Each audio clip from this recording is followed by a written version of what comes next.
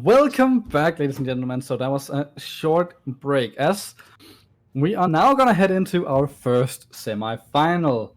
So this one is gonna be between Water Dragons and Mold Level Rising.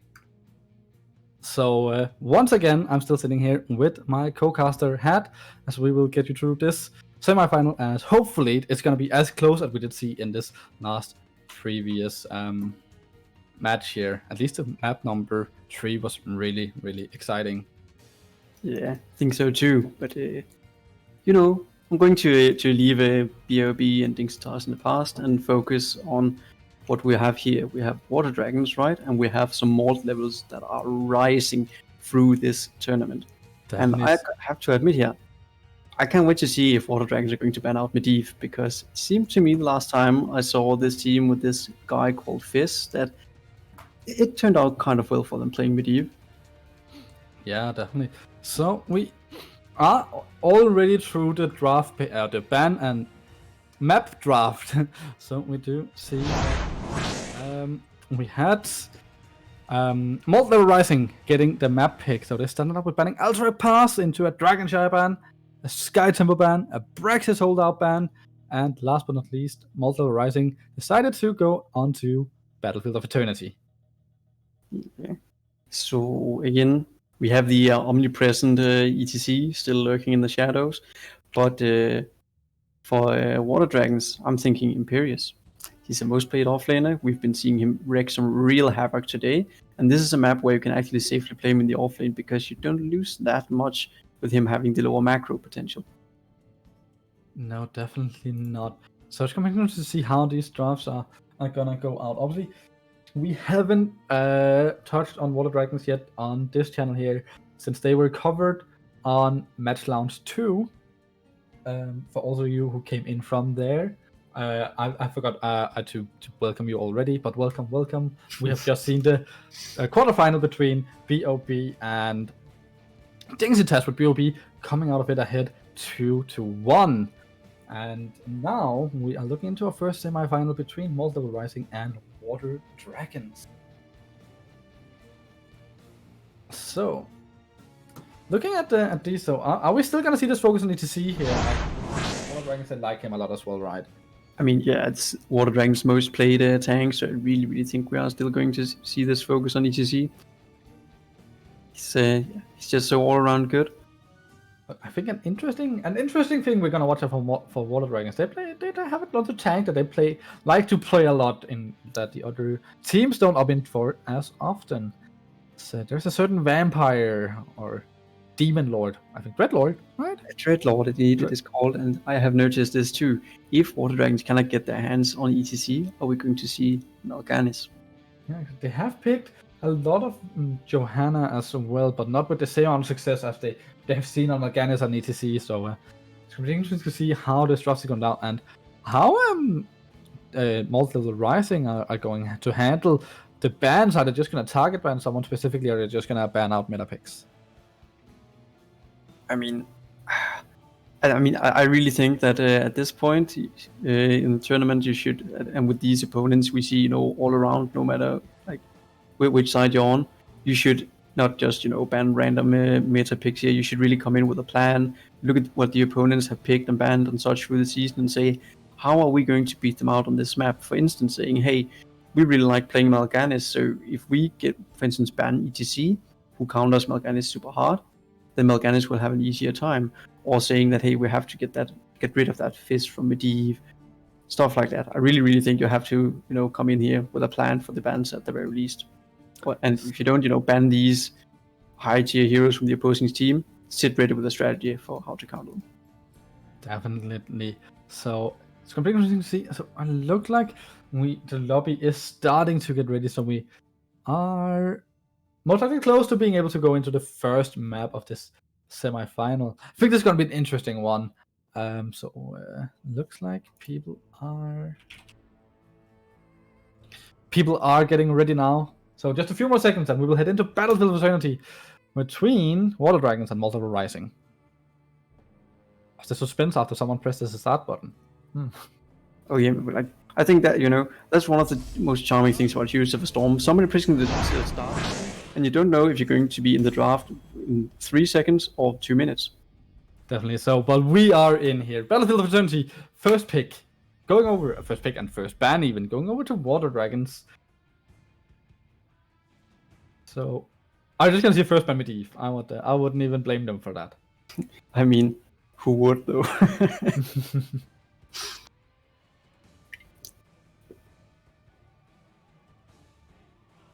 But yeah, and I'm just so interested in seeing what the teams will do with the ETC here. Again, as mentioned, Water Dragons likes him a lot, and Gabriel showed earlier that he's just a complete beast on the hero. So, do you see Yrel here getting banned out first? We also seen her a lot of focus on her today, being one of the stronger offlaners there is at the moment. Yeah, and the most picked offlaner from alt level. So yeah, do you see Lunara actually getting banned out? So and Okay. Kasha. Interesting. So I guess Water Dragons have played like Lunara with like 87% win rate, like with 8 picks, so 7-1. I think if my math is not completely off, but Savannah's here on first pick, just denied ETC, saying, "Gabriel, we want to see you on something else."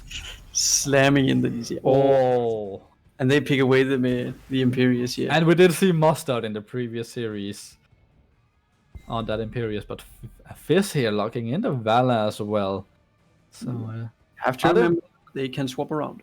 Yeah, I was like to say, are the Van Boostlingers still going for this Medivh? We will never know.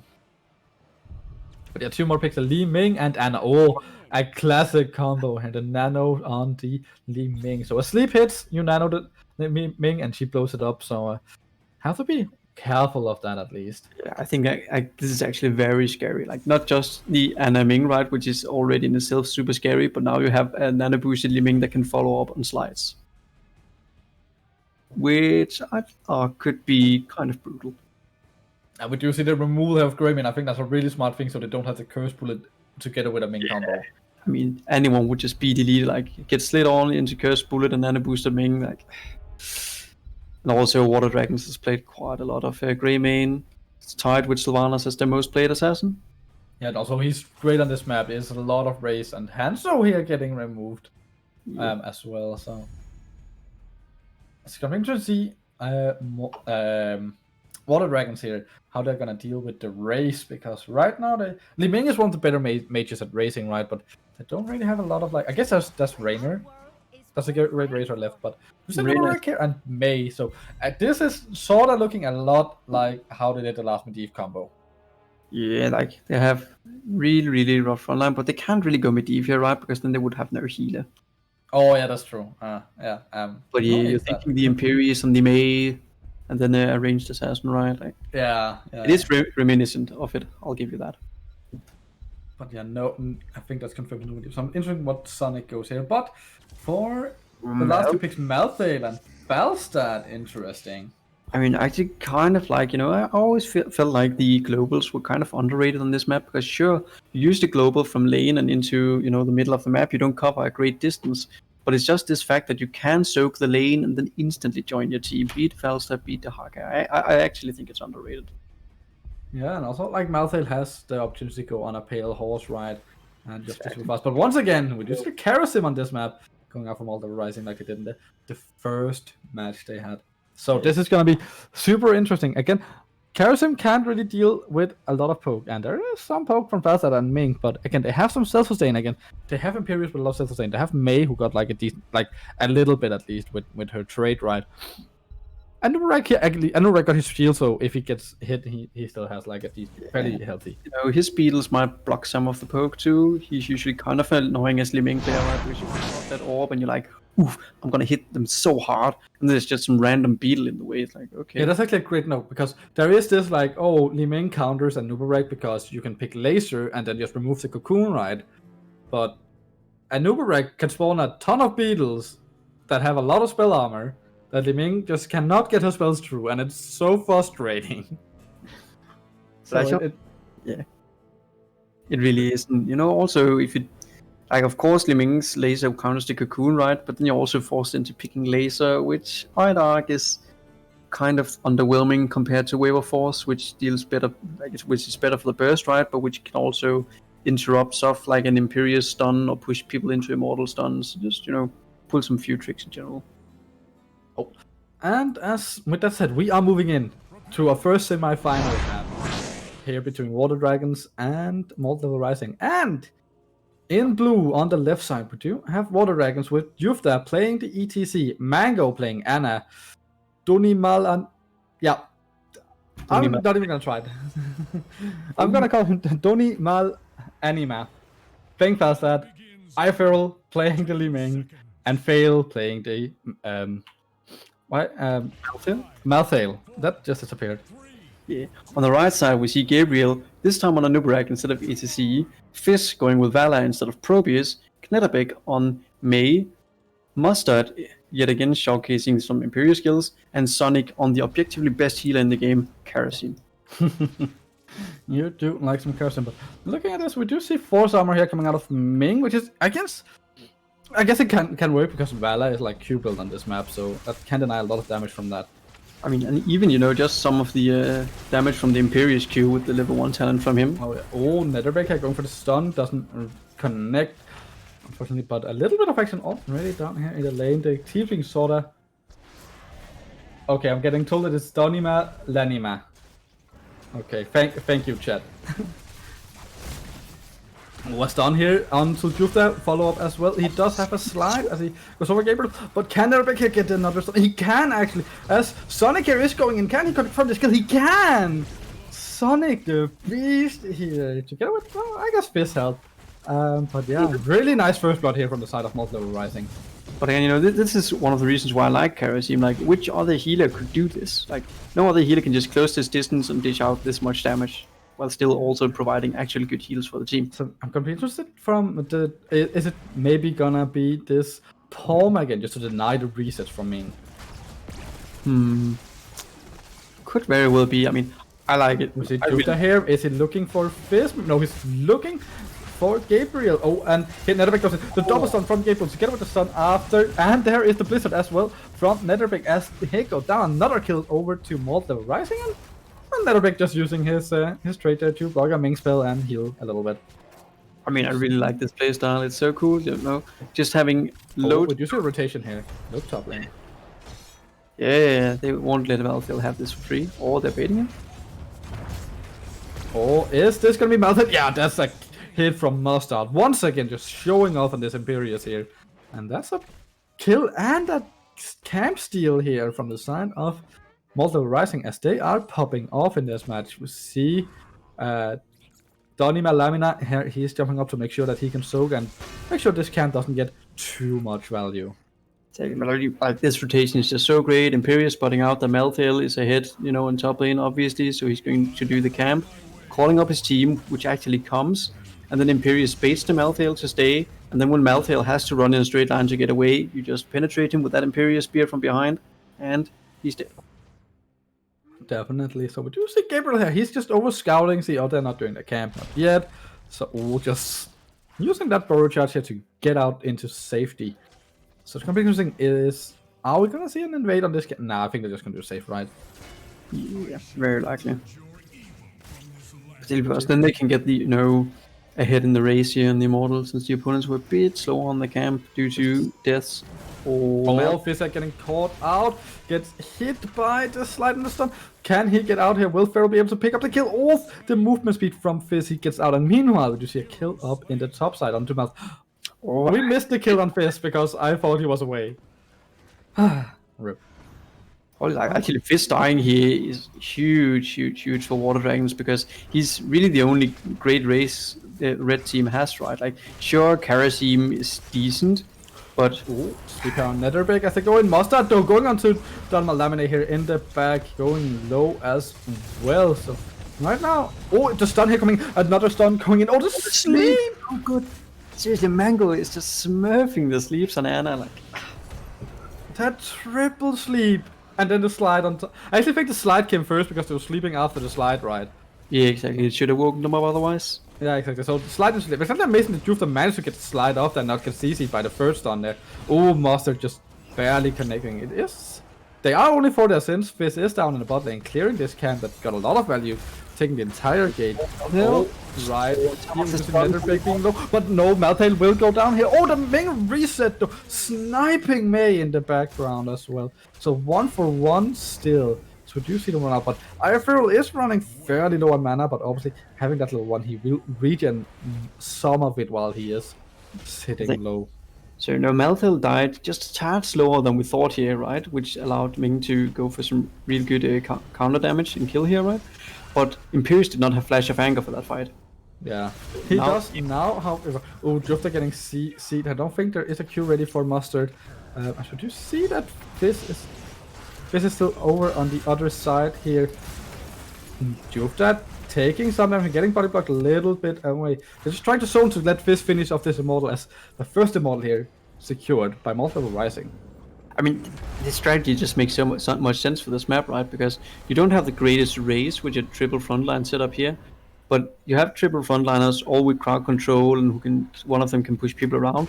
So it's so hard to actually fight through them and get for the opponents and get into the Immortal, even in a 4v5 or even in a 5v4 situation. And meanwhile, Fizz can just take their Immortal. So see how much they get out of this. So they should at least equalize the gates here, Ryan, with this Immortal. Yeah, I hope so. Stun here. Oh, with the Immortal just barely missing. Oh, a big sleep here as well.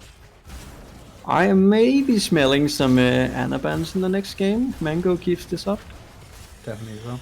Yeah, the gate and the fountain has fallen. Jufta here tried to go for a slide, but we're actually looking at a full Q Ming build here, which is kind of interesting. Most people, when we start to get up in these divisions, will swear by Calamity.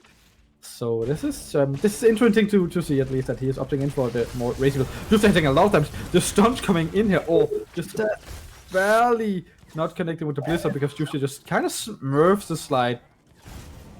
Yeah, really well done by him. But you know, touching on the Seeker on Ming here, I might also guess that it can end up being kind of hard actually securing kills versus the opposing team, right? Particularly if we have a Porm again, and if you jump in there as Li Ming and something fucks you up so you don't get the kill, you're kind of dead. Also, I would guess you're going to be knocked down and killed. That is true. Could see, and then it gives a bit more poke versus Karasim too, right? I mean, once again we do see this. Oh, they hit the stun here. Mustard just smurfing fail here, and once again they kill him and steal the camp he was on.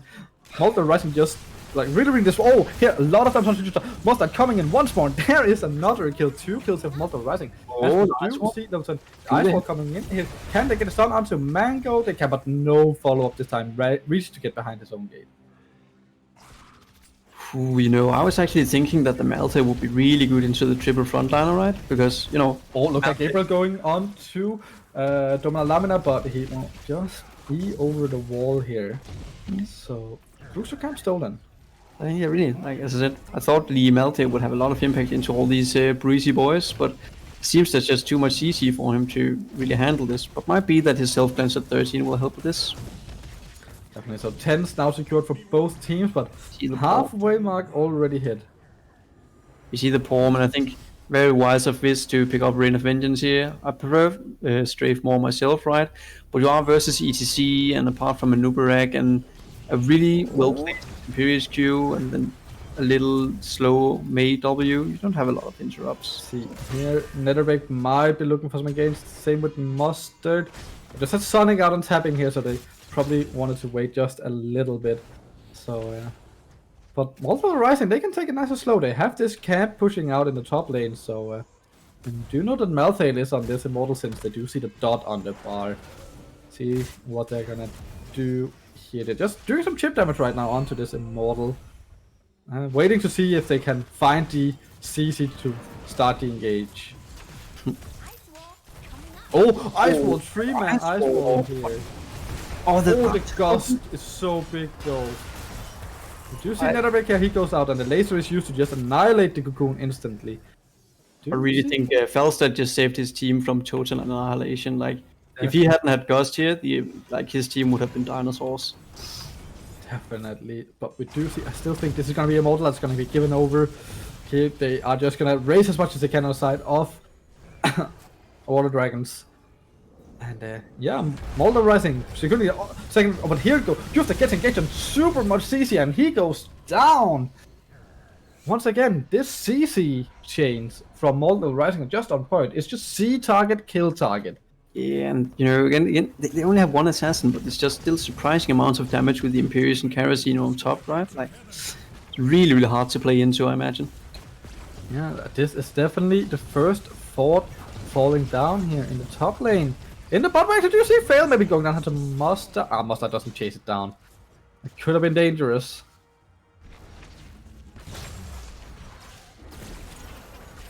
So, if they get a pick up here, it could look really dangerous from the side of Water Dragons. Jufta standing really far out. Moltel just accepting they only got the fort, and they are now looking towards this bottom lane. As I mean, they'll for the camp here, right? definitely. And this time around, there is no Malthael to be found here.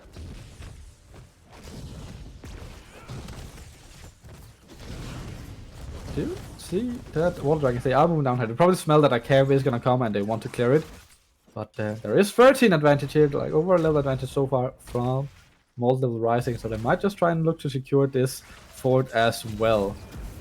Looks like it's not really gonna be consistent. He is stunned until Jufta. Another stun comes with. Oh, the sleep from Mango.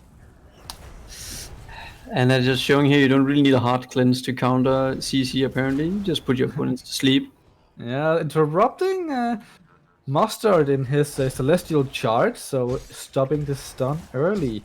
Really, really great plays here from Mango for sure.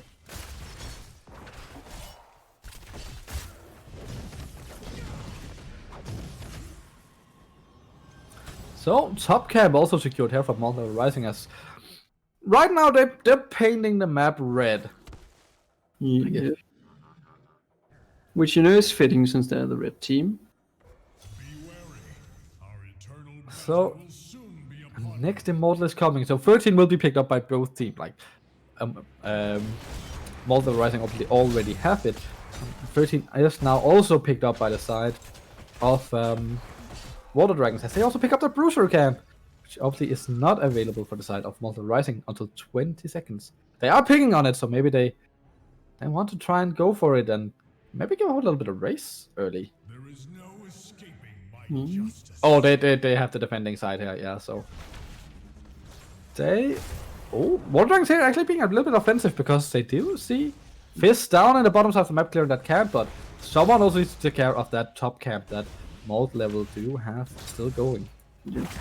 Also, you know, I'm thinking here with 13, if this is where Molt level will get problems, because now Anna has the smelling salts, removing stuns with her heal and giving 50 armor to anyone she removes a stun from. Yeah, we also see Malthael here inevitable and removing giving himself unstoppable for 2 seconds, so it's gonna be a lot harder to lock down this team all of a sudden.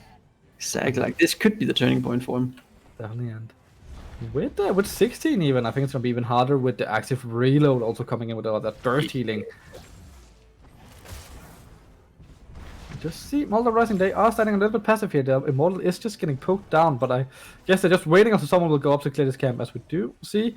Donima Lamina is going up there now, but they are just gonna respond and say, we'll just take another camp and we're gonna send that towards you. So, yep. And we do see when when Falstad is up clearing this camp, with Water Dragons is just they're backing out. They don't want to get caught while Falstad is out clearing. Just hovering at their own Immortal, right? Ready to defend and call Falstad in if need be. So yeah, look like we do have Fist down here soaking. Are they just trying to stall this for long? Oh, Netherbeck takes a lot of damage here.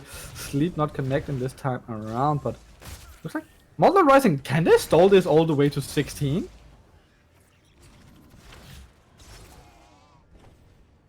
So they do have that camp running top lane still. Then someone needs to go and clear it after that wave it's on right now, most likely, or it's also gonna cause some serious damage to the keep. Is Fizz gonna go and try and go this bottom camp, and will he get detected if he do? Oh, we do see here Jufta, juking it, but here the stun removal coming in. Oh, stun here from Fizz, no Q ready this time from Mango, healing that on cooldown from the first time around, and that's the pick, and this is definitely gonna be the Immortal. And look, this camp is still going on top lane, but now we do see Domina, Lamina going up and clearing it. So But yeah. Right here, right, the active reload, if that had been available, I actually think ETC would have lived. Sadly, no level 16 yet for the team in blue. Most likely, but 16 have now been picked up by Malt Level Rising. And they're going to get a fairly healthy protector here, like half shield. I guess not half shield, we do have Water Dragons coming, they will deal some damage, but do you see Netherbeck here just trying to do as much as he can together with Gabriel here to stop them from dealing any damage? Again, it's still a fairly healthy shield they're coming out with here. With the 16 advantage, so that is gonna be super big. But you see Ming also going for Cannoneer here. Yeah. This is definitely not a Ming build that anyone is used to seeing. So, that's interesting to see that they're opting in for this particular build here. But I guess it is probably giving more race than any other build. Exactly, and I'm thinking since they opted out of Calamity, you're not going to need Illusionist to get in there offensively, right? So Yeah, definitely. But you see Eiffel here using the laser to just try and deal the damage to Malt. That does mean Gabe will have an opening of, like, I guess, a couple of seconds before Cocoon. Like, the laser does not have that long of a cooldown. But you see Immortal still fairly healthy, and this keep is taking a lot of damage. This could definitely be a keep in favor of the Immortal Rising. yeah, I think the keep is 100% gone. Yeah, there we go. Jufta trying to go out and disturb a little bit, but yeah, keeps gone. So Also really like the 16 pickup for Fizz here, just going for Seething Hatred, so he gets 15% more spell power when at full hatred, making him burst even more. And you know, not just versus heroes, but he will also race faster with his Monster Hunter arrow. do you see Li Ming picking up Cannoneer? I think Cannoneer, not Cannoneer, Fireflies, that it synergizes with Cannoneer and also with Charge Blast a lot. I guess it also synergizes a lot with Seeker, because you just fire more and more, right? So the build synergizes, but it's definitely not a build we're used to seeing, so it's really interesting. I'm really interested to see, like, if they how they're gonna do this, because they don't have the burst to take down anyone with this build as much as Li Ming usually has. But I'll be fair here. Usually we see Mirror Ball at 16, right? But if you had to pick Fireflies, this build would probably be the case. Yeah, definitely. So we do see. I don't think we see any other talents where we're thinking that's super off meta or interesting. Like the only like off meta things we really see, other than like, I guess we see Tormented Souls, which is interesting. Oh, I guess there's a nano boost with it, so that might Yeah, be why. exactly. And you have to remember also, Tormented Souls got a buff at some point, so that when you use it, it resets the cooldown on your W, giving you basically a free jump, which can Oh, be yeah, really that good is, fight. that is true. And as you say, if the nano boost doesn't go on Ming, which actually might not be the case since no Calamity, right? You might want it on Malthael instead. Yeah, we do see here. Malt Level Rising, the only team with a camp available to take here during this. So once again, they're gonna have this camp advantage during the Immortal phase. So they've been so good at like just keeping these camps going. I guess Malt also did have a camp, but they opted in to pick theirs up really, really fast. So it's gonna get cleared before the phase even starts. See, and I think, you know, Team in Red here shows the power of, you know, timing your camps. Like really thinking about when do we pick these camps up. Oh, May with the wall not really connected, but do zone out a little bit. Stun here onto Fail. Nothing much happening as the Immortal is actually going down in favor of Water Dragons winning the first half here. Yeah, but I also have to look at top lane. Yeah, so now there's gonna become a lot of race here. From Candy, maybe even find Jufta here while he's alone. No, he looks like he will get out. A lot of damage onto this Immortal. Unstoppable here used by Netherbeck to dodge the Immortal stun, really. Fail going and dealing a lot of damage to Mustard. Can they get onto him here, maybe? Can they get a kill? Oh, here is the nano boost. Mustard going really, really low. Sonic as well. But no, they will manage to get out. Jofak actually going low the other end of the fight as well. But there's a lot of ults committed from both teams. The only ults not really committed is Gust and Palm. Not really gonna count with Disintegrate because it is on a fairly low cooldown. You see now, it's a defensive position here. Oh, the stun from Mustard! Because Gust is too late. Ming is down. Do we see more falling here? Jofta going low as well. I don't think he got a slide. He does slides for man, but will it be enough? Meanwhile, he doesn't see Sonic. He ran down the Felstad alone and the backline. Oh, Icewall coming up here, but then movement speed from Fear the Reaper was too much, but this should be an immortal more picked up for the side of Multiple Rising. Malt level might very well be level 20 once they get near the core, and if they're 20 while the opponents are not with Valor here on core with an immortal, I think they get any picks here might very well end up being game. Yeah, here we do see 20s are picked up. We do see Rewind and Storm Shield so far. Flash Freeze, so quite standard so far, and Impervious, and we do see Farflight Quiver. Yeah. I mean, I think these are very standard 20 picks here. Yeah, definitely so. You see still 2 people dead here, and they're gonna kill this keep here before the Immortal is even there nearly, so... Obviously the Immortal does not have that much shield, it's basically already dead, but that's still a full HP Immortal going onto the core with level 20 advantage. This is gonna be tough for Water Dragons. Yeah. It's not impossible though. No, this is definitely... Oh, Stun here onto Jufta, a lot of CC going in, and he's exploded. Meanwhile, Mustard just goes in and annihilates the person solo. Nano Boost going down on iFeral, but the core just goes down meanwhile. GG's have thrown in chat, and map number 1 going out to Multiple Rising. Yeah, those triple frontline compositions with the Imperious, right?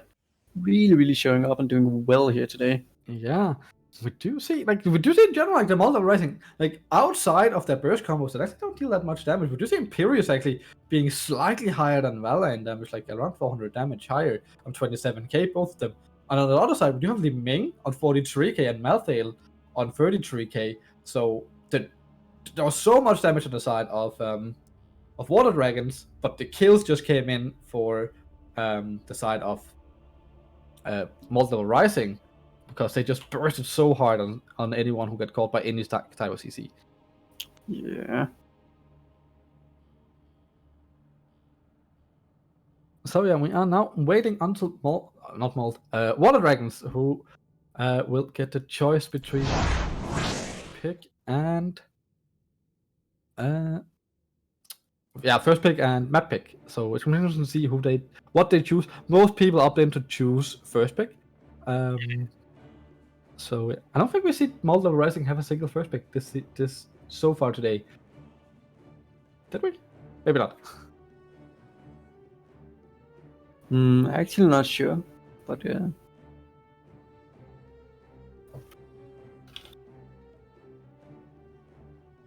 So teams, where are we going? Where are we going? So yeah, first pick have now been chosen by Water Dragons. So it's gonna be nice to see where they are, where Multiple Rising is gonna decide to take us now that BOE is out of the question.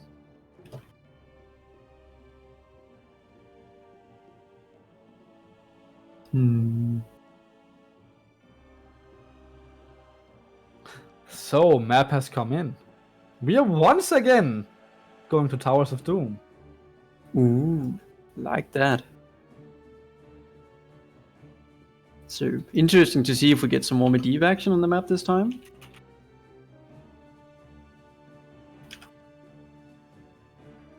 So yeah, so that's again, he was open, but it didn't really have a Medivh combo, and I guess the last open spot was the healer, as you mentioned. So it's gonna be interesting to see how they're gonna go on into this draft here.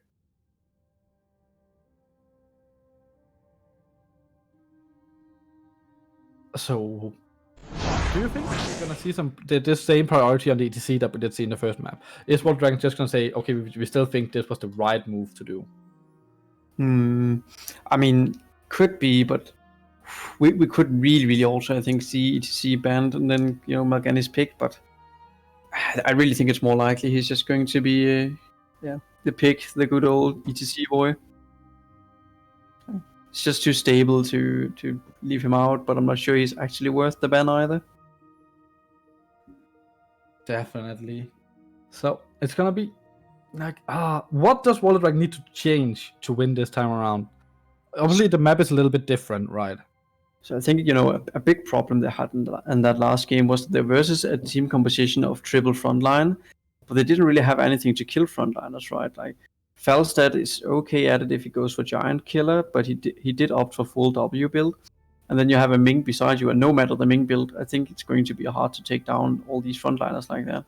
Where maybe if you had that Jimmy, that Greymane, a Tychus, something along these lines that can really punish the frontliners, I think that would have helped them quite a lot. I also think when you look at how Multiple Rising are playing, I really think it could be really beneficial to maybe pick a healer with a cleanse, because they really do love going into these like CC blow up comps, and cleanse comes earlier than level 13 would maybe make sure that you do not get behind in the earlier stages of the game.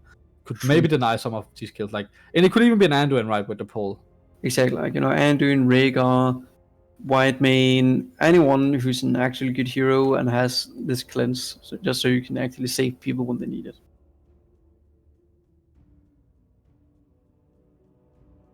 So we're just waiting for everyone to load into this lobby, and we can head into this second map of this semi-final. So obviously, if Multiple Rising manages to win this map, they will move on to the grand final and have a shot at winning those sweet, high-quality plastic trophies that everyone wants so badly. But if Water Dragons manage to win this map, we will instead have a nice decider map after. Yeah, it's the fight for the grand final. I like it.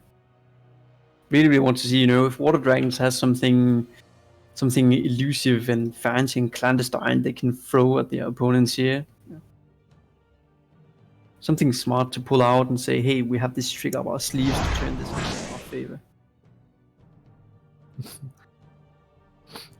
But yeah, so let's see. Looks like most people are loaded in, so we should be headed into this map very soon. So if anyone is just dropping in, this is the Heroes Lounge Legendary Cup Playoffs, where today we started with 8 of the best teams in Division 2 and 3. And now we have reduced them a little bit to 4, and we are, after this match, we are down to 3 with one of these 2 maps moving on to the grand final.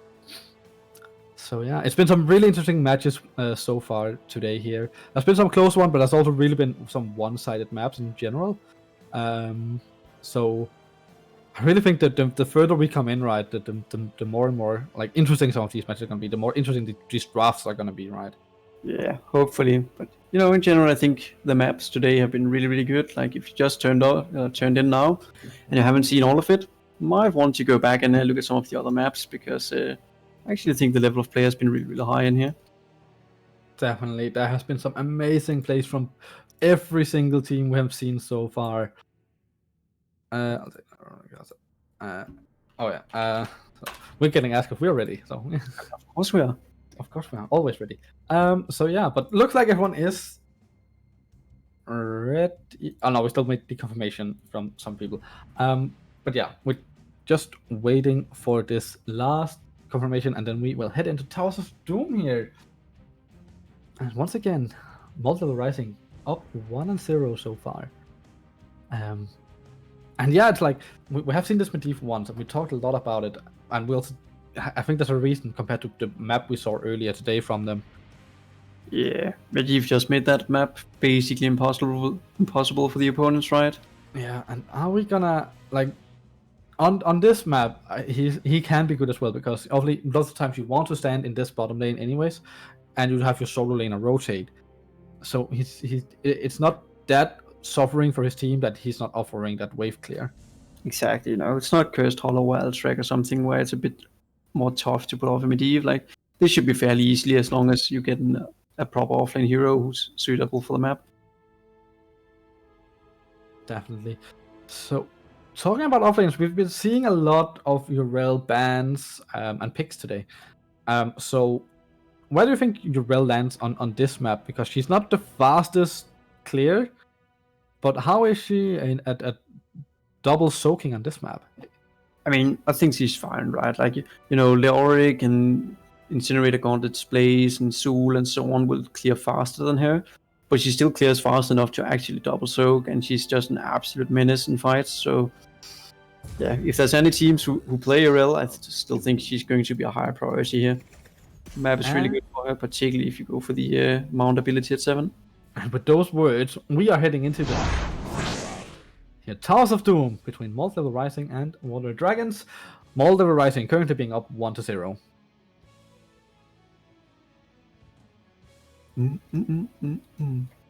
So, Well, this time again, we do have the first pick once again onto the Water Dragons.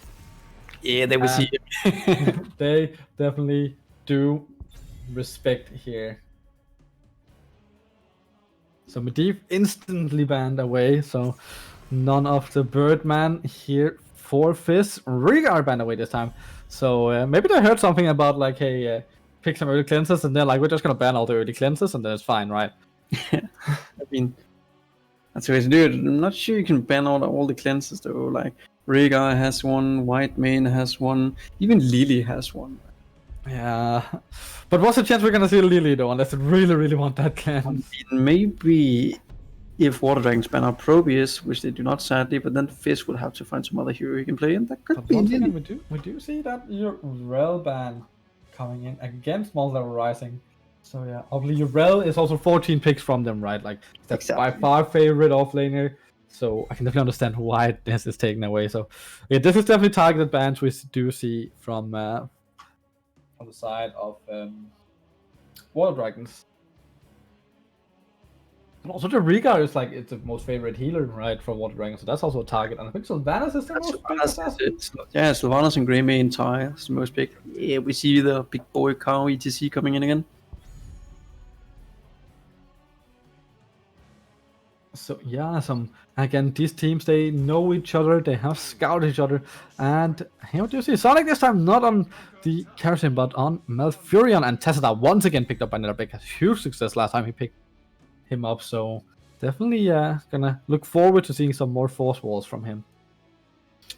Indeed. Too bad that we don't get to see more Sonic on Kerosene action though. I kinda liked it. But Malfurion will do, I guess. So let us see what are mean, the last pick. Anime. Oh, the Abathur. Abathur and Kasia as well. I mean, Kasia with Abathur on sounds a little disgusting to me. But One thing to notice is like Imperius has actually not been picked up yet by any of the teams, but I have a feeling that maybe he will get banned out. he could. I mean, again, he obviously can't really offlane very well in this map. Like, his macro is just too bad, but he could be a main tank. He could be a DPS hero in the 4-man even. Definitely, and they do have that tested out for the wave clear, so it's not like they need another wave clear in the 4-man. Exactly, and they have Malfurion, right? Like, a lot of, we've seen this before today, a lot of CC, particularly with Imperius, and then the tested out to finish off the kills. Works wonders. But interesting here, we do see the Illidan band, and I also think that's because Water Dragons, I think they picked Illidan 3 times so far with a 100% win rate. I'm not sure if it's 100%, I do know they picked him 3 times though. Yeah. I mean, that's the thing, right? Usually you don't really think about Illidan, but once somebody starts having success with him, you start doubting yourself. Should we think about Illidan? Yeah, definitely. We do see Gabriel once again here on this Anubarak, so looks like that's his go-to hero whenever ETC is not available. And Blaze this time picked up by Mustard. So again, really great at like getting the wave clear here. So Yeah. not a bad pickup. I also Yeah, think one- Anubarak is really, really good into the Abathur because, you know, outside of Clone, you are in a 5v4 situation already. Then if you Oh. could somebody, tough. Ooh, Karasim. And we actually get to see probably Lunara offlane here. Yeah, mean- most likely. That's I guess that can be a problem for Blaze since she can just poke him away. But if she does that, I guess she can't really follow in the wave clear. He probably can fall in the wave clear now, but the thing is you don't need to, because if Blaze is double soaking efficiently, then Abathur will just sit at his gates mid lane and soak all the juicy experience the Blaze pushes. That's true. him. Let's see Like, what I will they think- pick up. So counters that need for a double soaker. But yeah, last pick here, Falstad onto Fizz, one of his most favorite heroes other than Medivh, so definitely a Other than comfort pick Probius. coming in for him.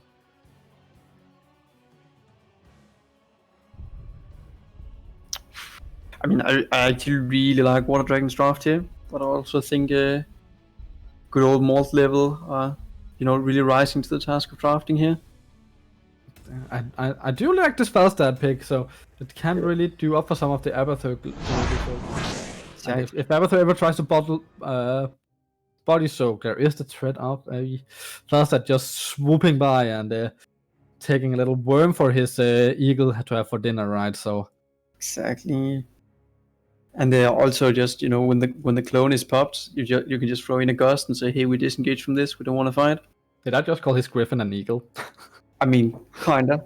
Kind But of you same. haven't played that much World of Warcraft, so I'll accept it. Okay, thank you. You don't know that much about Falstad. Yeah. I think he's supposed to be dead, though. I don't know. But yeah, going into this, as said, I really like both of the drafts here. I think it's gonna come a lot down to execution. Like if multi-level can execute their comp, and if they can get an early lead into this Abathur, that's definitely where they are. So going into this second.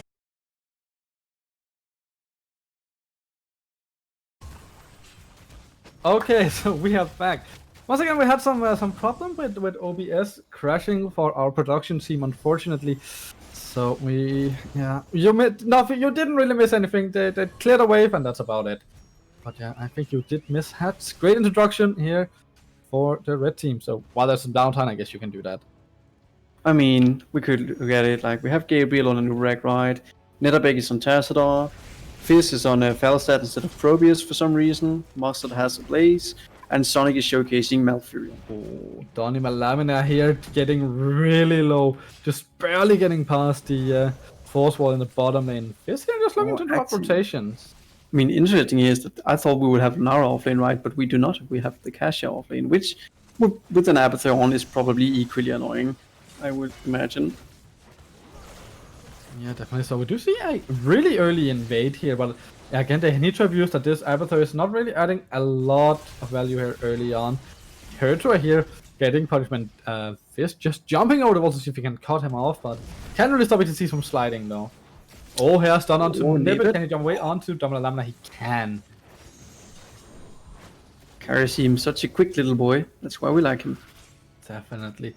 But yeah, Camp did go through and did kill most of the gate bot side. And if the side of Moldova Rising can get their own camp through and killing the other half of the bottom gate, that would be really big for them. Like getting a small XP lead onto the towers and also opening up for this bottom side of the map. Oh, is he here going for her to stun on Netterbek? But the root here from Sonic into the force wall, just taking a lot of punishment. Same with Nebbit, but nothing more happening. Fizz flying down here and saying, "Hello, boys! I heard there was a party." I mean, if there's one thing Fizz likes more than Probius, then it's maybe parties. Maybe a stun here onto Nebbit's getting punished a lot. Her root as well. But yeah, can't really lock him down more as most of the damage has been used already. So far, no kills. It has been really close though. But yeah, first altar phase, and I think this is about how long can Water Dragon stall this. Because they just most like it. Exactly, like they just want the game to continue into the later stages. Yeah, Nebbit jumping in here, but they are going on Hertra. Gabriel actually going a little bit for Nebbit as well. They are. Would you see Dominant Lamina here? Can they get another? I think that's it. What they couldn't get that many interrupts, but I guess a little does. So that, you know. Oh, they are looking for Hertra here. Stun coming in as well. The root as well. Here's the force wall. Can he get the slide off? Fizz trying to go in there, but unfortunate. So Hertra living here with around 100 HP, so once again really close from all the right and getting these kills that they really like. Again, Fizz just abusing this power here of the globals. Just pick up a little bit of XP in the mid lane, making sure that they are not falling behind. As you see, they are actually just sitting like 3 minions ahead right now or something like that. Yeah, I mean, it's very even at least. Yeah, exactly.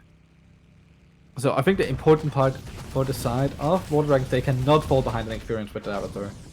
But if they are even, that's still. Yeah, I mean, I think as long as they're even and they're not too far behind in the core hit points, they're probably going to be. Can they hit level 10 without losing the bottom bell tower? That's good for them. I think that's the thing. But we do see a potential. No, they decide against it. Fizz is top lane without a fly ready, so they were like, we're not gonna risk this invade because they're just gonna get an Abba and it's gonna be a 3.5 versus 3. Oh, Leopard jumping in here, just showing off that he can dodge all the CC with his small dashes. Good old mobility heroes, allowing people to showcase their skills since, I don't know, quite a while back. When did MOBA start to be a thing? I mean, So do you see a stunt here onto Hertward, the root coming as well? Force wall also slide around it because there's great interaction with mobility spells and walls in general. yeah. We do see that Dominant Lamina here is standing. Oh, is Jupiter standing here? He might want to try and interrupt. So Abathur mines as well. Are they actually going for this invade here? I mean, I Maybe think Mustard here getting the first interrupt. Gabriel on the backside. Nebet though really far together with Jupiter here. And Gabriel, that's the stun here onto Nebet. Can he get out? Oh, he gets out. That was like 20 HP there. Can he survive? No, he cannot. I think that was again was Beetle getting stun here from Mustard onto Jupiter, but no more follow-up. As the invade goes a little bit south, they lose a player, but they do still have a out soaking here. Does Fizz have a fly ready to go down and punch? I guess he doesn't. He can't see him. He's out of vision range. Yeah. But still, really- even with an invade not working out here, they're actually ahead in experience. Just Abathur things. Yeah, exactly. Looking at the XP here, we do see actually is Lunara soak more XP than Abathur currently, and Blaze even more. So, but I guess like most of Abathur's soak does come from when these fights are because they have people out in the lanes when they are not fighting over build towers. So let's see here. We do have a 4-man rotation in bot lane here. Abathur trying to soak the lanes as best as he can here. They just want to deny these sappers to go in. Hefter taking a lot of damage here. Dodges the lands here from Netherbeck, but still a lot of damage coming out from the side of Multiple Rising. Oh, we actually now Oh. see the 7 side at this time. Fist okay. flying in. He saw Aphil, but didn't really. But I think Aphil maybe have smelled there was someone coming after me. Also did see Mustard moving up, got intercepted by the rest of Water Dragons though. You know how griffins are. When they fly, it makes quite a lot of noise. A little at least. So camp here once again picked up by the side of Water Dragons. Looking to get some damage here onto Hertua, but Sonic in the background taking a lot of bottom. The Gust coming out here. Some of the 10s have been secured by both teams. So But 4 ults here actually committed from the side yeah. of and 0 ults committed from the blue side. yeah, so this might just be a give. What is the Netherbeck? He Hertua. went for the interrupt, and he actually pops his last ult. But the Valkyrie. That's a kill here. We do see the Mosh Pit being used as well, and together with the clone here trying to get Gabriel, but Gabriel just goes out of there again. Burrow charge, you're unstoppable. So, but it was nice. I really like the clone of the DC here to see, okay, now we have more CET to keep him in place. So it was a nice try for sure. Enough of this charade. Bring down the Gravekeeper's core. So yeah, but that Valkyrie just picking up Netherbeck, who was a little bit isolated from his own team, I guess. And then just an amazing like read from her to getting the slide, and just such a good mosh pit, and the Valkyrie was amazing. Yeah. I mean, that's also a good point, right? If you can Valkyrie somebody into the 7-sided, that's gonna sting. Definitely. So we do see her here getting interrupted in rotations. He takes a lot of punishment here, but I guess he has to slide. He slides the other way around, but gets rooted this time for it. But feels like that. We do know that Multiple Rising they like these blow up comps, but it just doesn't feel like they do have to blow up yet. Obviously, we do have Netherbeck. He will be stacking that level 1, and level 16 comms thermal lance is probably gonna do quite a lot of damage here. So that might be where Hertua needs to be more careful than he is now. I also think, you know, the Tassadar is only like halfway through with this level 1 quest. If that's completed, the burst is going to increase by quite a lot. Yeah, he do still have 150 more damage to gain on it, plus obviously the levels that will give him 4% of the base ability, right? But yeah, I really think around 16 that is gonna start hurting a lot, especially once those stacks come in. And I'm interested. Last time we did see him go for the 20. Oh, Hertog going in here onto Gabriel. Get pushed out, but Gabriel doesn't even have to protest. He will protest out this time around. A little bit of jumps. Oh, we do here see the cocoon going out onto Nebet, but it just got removed completely. Mustard coming in here. Hertog coming in with a big much, instantly interrupted though. Some really nice disrupt there. Oh, Nebet here going really, really low. He will come out of that 7 side, but he will die. Fisto really low as well. Oh, here we go. Taz. But Taz, can he get into the bunker? No, he cannot. The bunker gets blown. Taz it out and will for sure die here as well. Will Dominant Laminite be able to get out? Will Mustard be able to get out? He is super low. Gust coming out for Fist to make sure that his team stays alive 1-for-1 in this exchange. Jufta actually being the big boy fisherman here. Oh, I really like this. They have Abathur channeling right now. Oh, he has to run here. So they do kill ECC here. Dominant coming in. Can they get some interrupts? And no, Gabriel will just block the spear from Jufta. So, oh, also secured by Multiple Rising.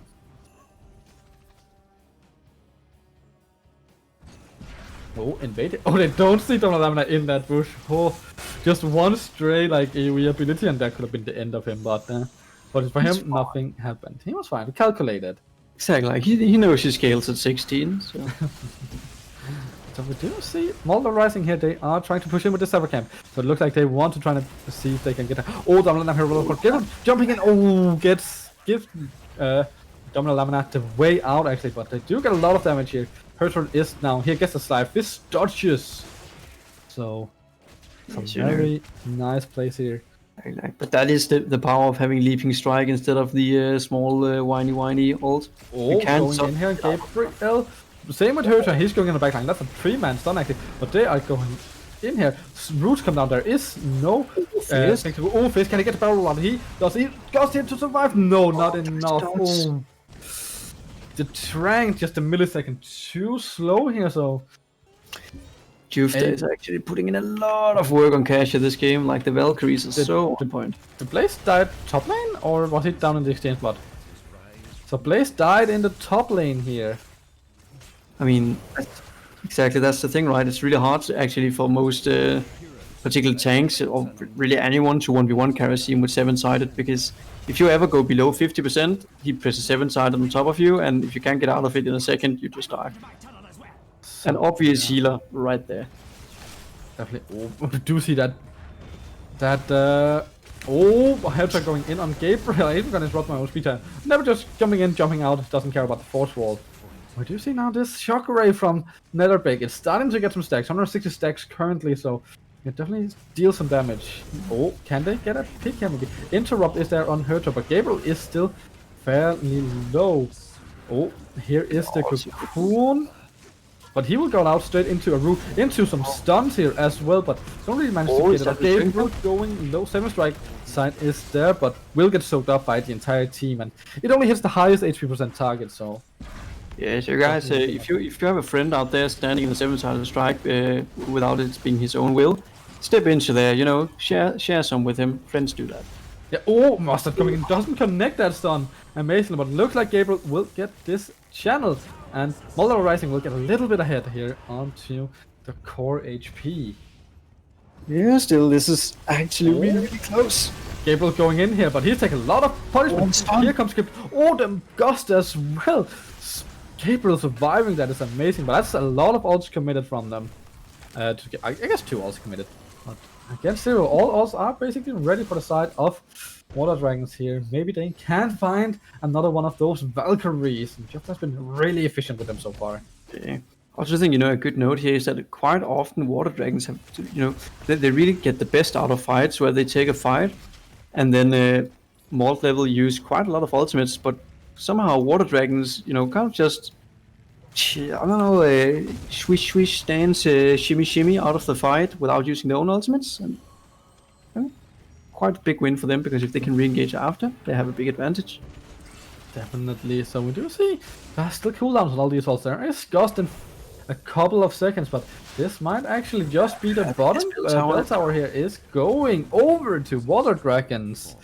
So XP advantage also level up for them right now. I think the thing here is also that right now Abathur can legit just double soak, because Blaze will have to push in the waves to double soak. So Abathur can sit in one lane and then he can queue in the other lane, just like he does right now. And then it's Yeah. still a 4v4 down there. I think And this if it gonna is, be- Abathur can give up a bit of soak just to help. Definitely. I think it's gonna be hard for the side of Molten Rising to get it. Oh, Hertog going in. They are going on to Gabriel, but he will just go down. Oh, Donald Lamina, he is getting far in there with that jump onto Gabriel. Can he get out? Valkyrie here. Into the Marsh into the Ghost here, but here is Neb with the 7-sided strike. So many ults getting blown here by both teams actually. I think everything has been blown so far. Hertog going no.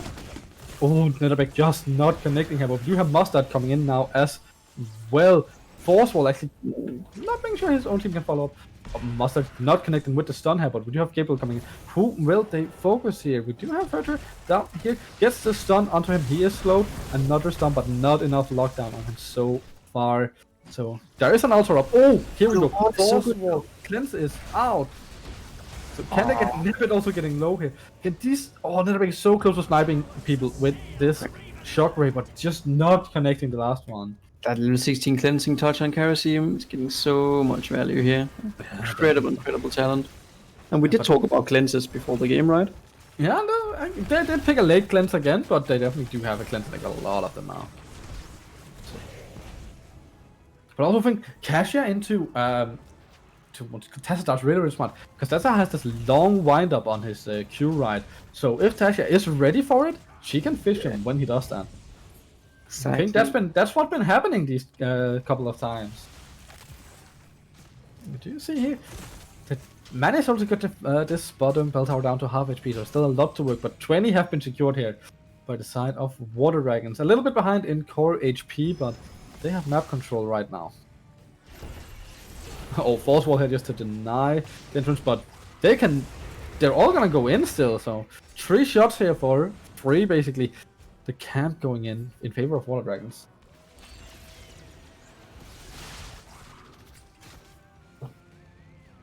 So is it the choice here to just stand down here and try and see if they can siege a little bit? We do see Down Lamina here going out and taking this. We do see Fizz, he's out and soaking now. So they maybe just want to apply pressure on other lanes, maybe draw someone away from this bottom so they maybe can try and get this back.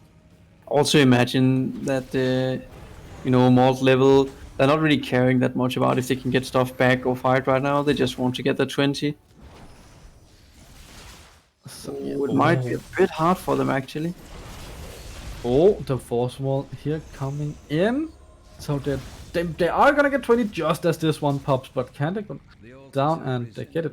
Oh, this is smart. They just do a pass instead. Yeah, I like that. This is smart.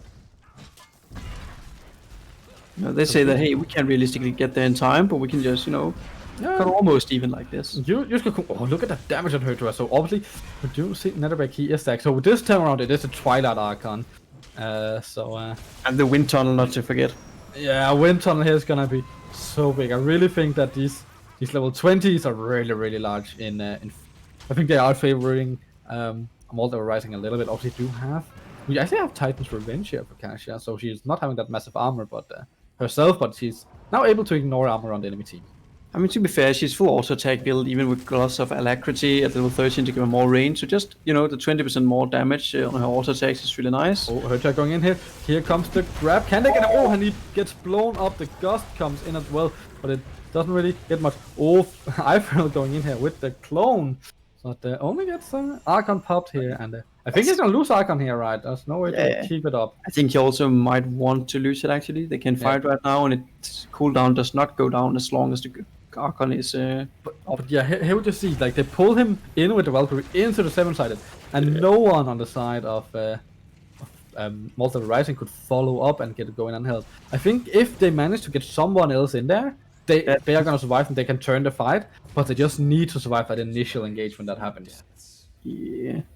Particularly because the 7-sided has been upgraded, so it hits 4 additional times. Like, that's potentially a lot of damage in that thing. Yeah, well, 7-sided is 7% HP each strike, right? Yeah, and it hits for 7 strikes normally, so that's 49% maximum health. But now it has 4 more strikes, which, pushes it above the 50% health threshold. Definitely. Take the So we are looking Fizz are taking some damage, so we definitely do see that this Charism in this semi Charism has been such a huge value. You see, is they getting put to channel? Oh, they get Fizz getting down here too low. So that's a lot of shots. That's actually game. It's a game. Like there was a camp that went through bottom lane, if I'm not incorrect here, and Oh wow. that was just enough. Yeah, it did went through in the Water bottom, Dragon giving slowing, them 3 shots. really like Water Dragon showing some slug action here. So we are going out into the cider map in this one, semi-final 3 map. Oh, this is gonna be super, super exciting.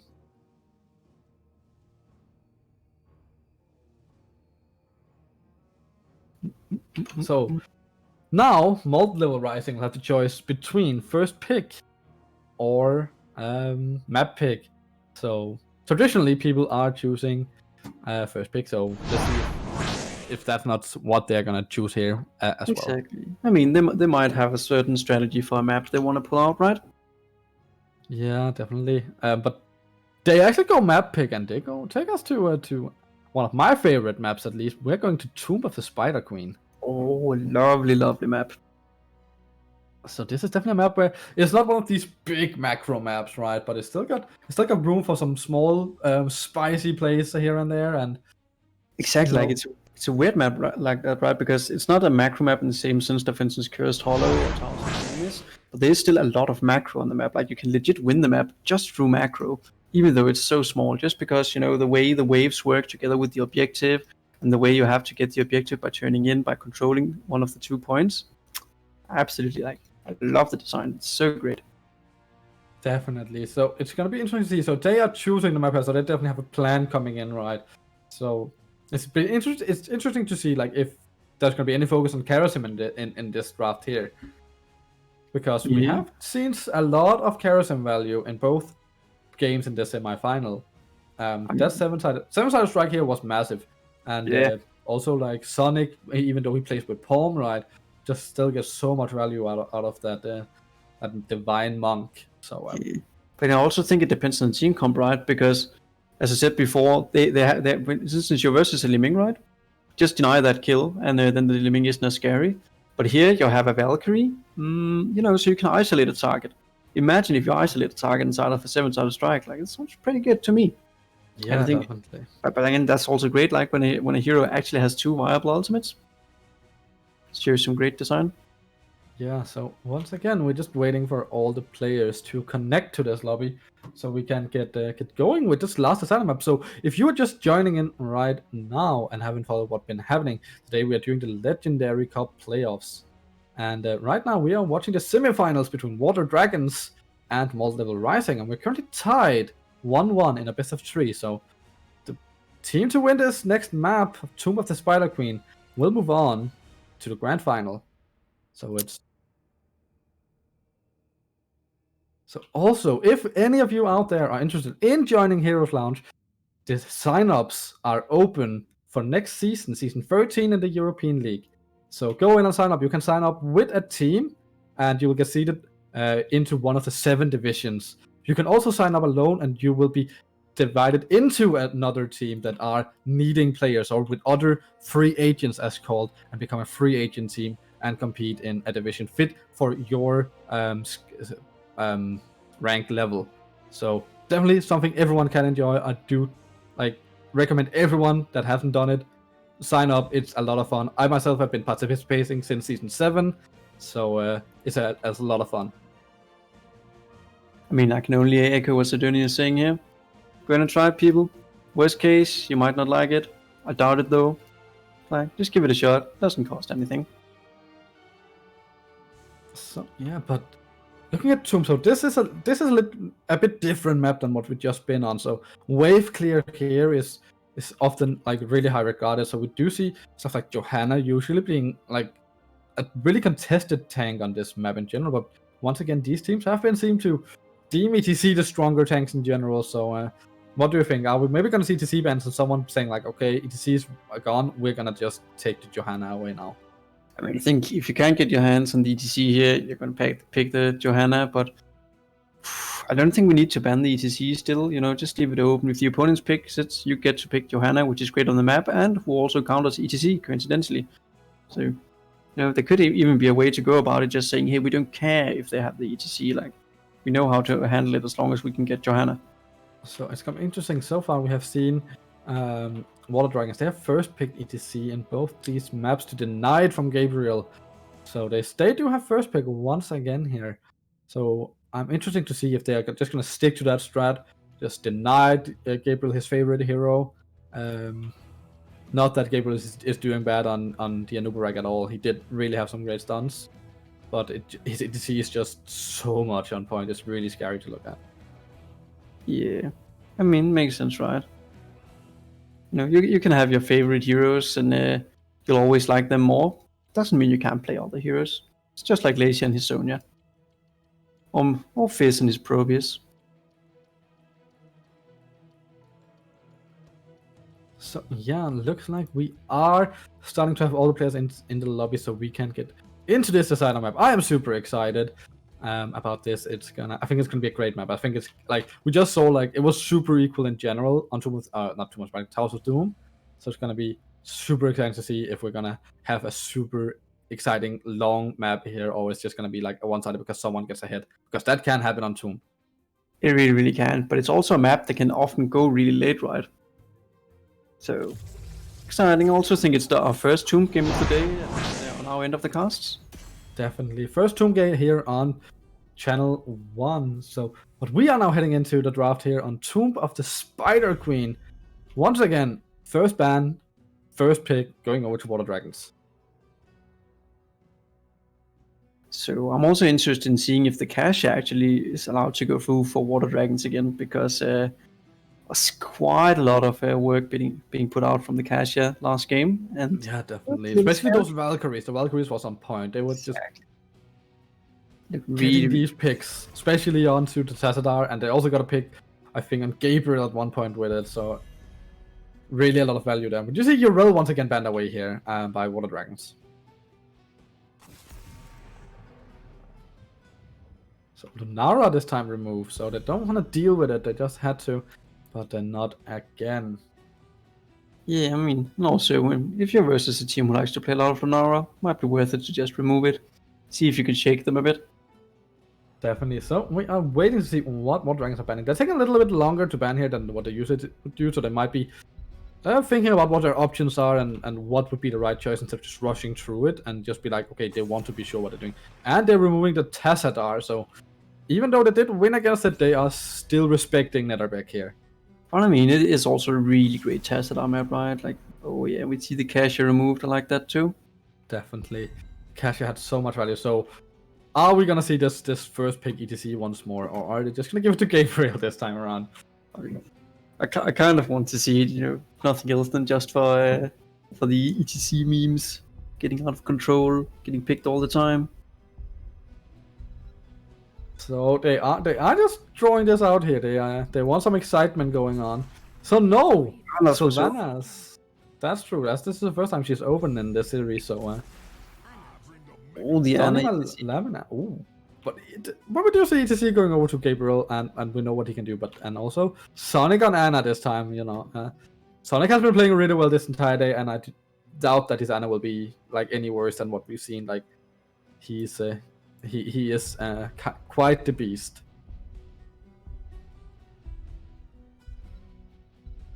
So what do we see? Ming. So I can to some extent understand the Ming. They just want to deny them to get the option for Ana Ming here. It's not like the biggest Ming map because she doesn't have wave clear, but with Johanna and Sylvanas, there should be plenty. So she might just like interrupt rotations. Exactly. This was like those were exactly my thoughts. That playing Ming here can be a bit whack, but I think particularly from level 4, Sylvanas and Johanna are going to handle the waves just fine, and then Ming can annoy people in rotations, try and harass them when they clear waves, and even just, she's really good at just interrupting turn-ins with all her constant poke from 1,000,000 kilometers range. Definitely. So, do you see Sonya once again banned here from Multiple Rising? They just don't want to deal with the Berserker herself. So, what is he? Kael'thas banned away here, so... I mean, it is a good Kael'thas map. It is. Like, he brings a lot of wave clear. So, it's going to be interesting to see, like, where are Multiple Rising going to find their wave clear? There are still plenty of wave clear. We got stuff like Jaina still open, right? So, plenty of options. I mentioned one, that's plenty of options, right? But I mean, just because you didn't mention all the other options doesn't mean they aren't there. yeah, like Zul is still open, right? It's kind of okay. But Gul'dan is the mage of choice. Not someone we see that often. But we are gonna see Netherbeck here on the big old bad guy reigning from I guess the Burning Legion. I mean, from Outland, if nowhere else, then from some Orc Definitely. clan, probably, maybe. I do see. What will Jufta and Nebet pick up? I do doubt it's gonna be a Kerasim. I think Kerasim into Gul'dan might be really hard, but the Imperius is open actually. So that's gonna be a tough one. Like, he has seen a lot of value throughout the day. Yep. I mean, Orphan Imperius is not really his best map for it, right? But they do have pretty decent wave clear with the Sylvan Johanna, and maybe Imp will just give up and, a little XP every now and then to make some rotations mid, see if he can get in a good gank and make up for it. So what will Medivh, Fizz though. pull out? Could this be a Medivh? I mean, the Gul'dan has all the wave clear together with Blaze, right? My F, oh, that's a scary pick. So my F into I was seeing my F cage into combustion. I doubt it, but that could be fun. But like, even just pulling people in and then having both ECC and Blaze, Yeah, that's rough. and just imagine the cages together with a nano boosted Gul'dan. Yeah. That's gonna hurt. So if Fizz here can pop off and find some strong cages, some strong picks with the Umbral bind his W, then we can see a pretty scary map here.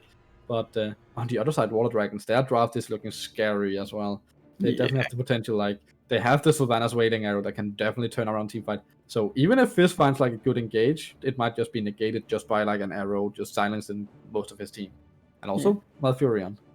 I mean, I also think this one is interesting, right? Because I really think both teams have actually ended up with really good drafts, both in general, but also for the map.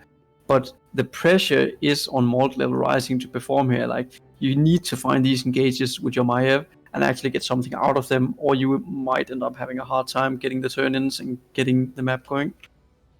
Yeah, with that said, we are jumping into the last map in this best of 3 series. So far, 1-1 between Water Dragons and Malt Level Rising.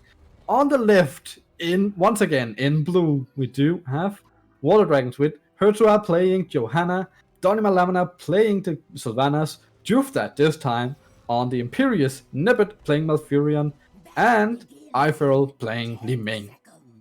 And on the red-hand side, we have Gabriel on his favorite ETC, Netherbeck on Gul'dan, Mustard featuring Blaze, Sonic on Ana, and Fizz on none other than Maiev herself. So, here are we going. Last map of this series have started. Both teams are opting into be a little bit around this mid lane here, but they are not really ones to hiding it. I think both of the teams, they're gonna be on edge right now. They do not want to make a mistake. No. Also interesting here. Fizz going in here. He lands a W here on Iferl. We're into the slide. Will there be a knockback as well? Not in time before the teleports come out, but really nice right there. But Mustard is going low here as well as he run out. So a lot of action already 30 seconds into this game. Also worth noting here that I really think that Water Dragons is going to focus on the frontliners, because check the level 1 talents for Imperius and Sylvanas. We just get the percentage damage here. Yeah, definitely. Oh, the sleep here on the Donima. She will jump out as Fizz tried to jump in, but got interrupted. So yeah, Netherbeck is quite low, but I guess he's using his HP pool as a mana pool as well. So Yeah. There's an Ana behind him. He'll be fine. yeah, he's fine. He's just gonna live tap some more. You see Donima here once again. He's just going over here. He's gonna annoy the rotation, slow them down a little bit. Meanwhile, what do you Fizz see? bottom. Fizz here. So want to sneak this bottom lane. He went all the way like around, but this might have been smelled as Donima Lamina. He is down here. He's in spot sign as well. I think that they are looking to interrupt Mustard here. They're not going down to camp. They do not spot Fizz. They just wanted the gank, and Fizz manages to sneak this bottom camp. Really nice plays here from Malt Level. Using Nisha's memento to really get the camp down fast. Definitely, and that's something a lot of people don't mention about Maiev a lot, is that her camp clear when Nisha is up is really good. He goes in here. Can he find Nebet? He finds Nebet here, and he will draw him back. Oh, with the stun as well, with the knockback here. Nebet goes down. That's a big brute in general, but it's not enough as First Blood goes over to Malt Level Rising. And also worth noting here that we don't have the usual E quest level 1 for Gul'dan. We actually have the Q to just, throw out that sustained damage all through the fights. I mean, I'm not against it. I think it also like last time there was any changes on Gul'dan, it did get buffed. Yeah, I mean, the level 16 talent for Q got better too. The 16 one got buffed, the one didn't. That's how it was. Right now we do see camps getting taken here by both teams. Toward these Bruiser camps, getting that pressure onto mid lane. Meanwhile, it's just basic standard soaking. We see Jufta here trying to freeze this bottom lane here. Both teams taking big camps here? Yeah, both teams are taking big camps here. So they kept them at more or less the same time, so they are gonna clash in the mid unless they push out this wave. So looks like Moldlevel, they just show up the wave, they just wanna have the pressure here. So Pertra is looking to maybe come in now, he just goes into the wave to clear it. I don't think we're gonna see a lot of action here, but Moldlevel's Rising Camp disappeared. Also see they using this Savannah Stray to just disable the camp while they're clearing it, so it doesn't retaliate damage on their own camp.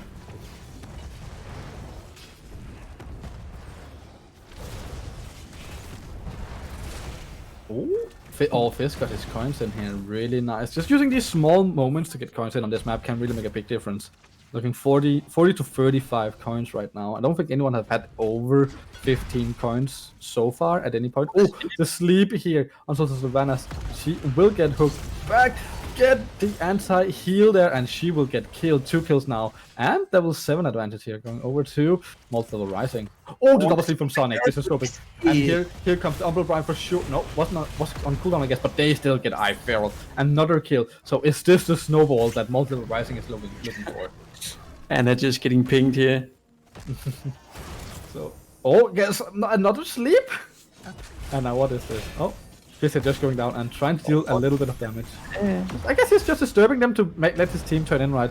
So they need 2 more coins after this, and you see Sonic, Nebet can't find the interrupt here, and first Spiders going over to Moldlevel.